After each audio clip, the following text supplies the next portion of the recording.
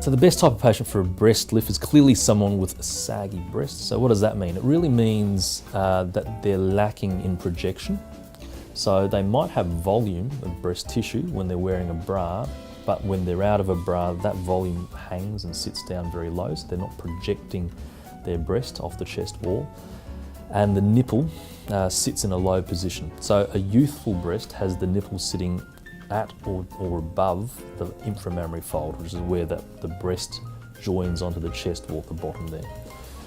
A normal, whatever that means, a normal nipple position is where the nipple sits just at that fold, and what we describe as a ptotic breast is one where the nipple sits below the fold. If you've got a significant degree of ptosis, so the worst case of ptosis is where the nipple sits at the bottom of the breast, so it no longer sits below the fold alone, it's actually sitting at the bottom of the breast.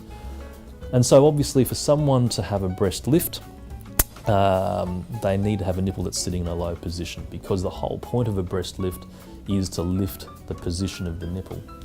But the breast lift does another thing, so it resects or it removes excess skin as well. So the other person where a lift is potentially useful is where the nipple does sit a little low, so meaning at or below the level of the inframammary fold, but where the woman also wants maybe a bit more projection, but not to a huge degree. So if you really want to get significant extra projection and upper pole fullness, so fullness at the top of the breast, then realistically the only way to do that is with an implant.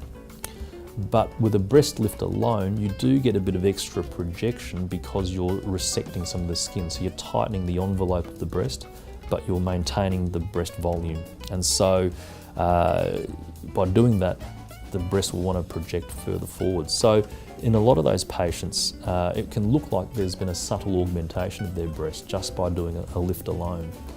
One of the issues with a lift is that it needs to be over-corrected for in the short term. So what that means is that one of the problems with having had a breast lift is that as time goes on, the breast wants to come back down again with gravity.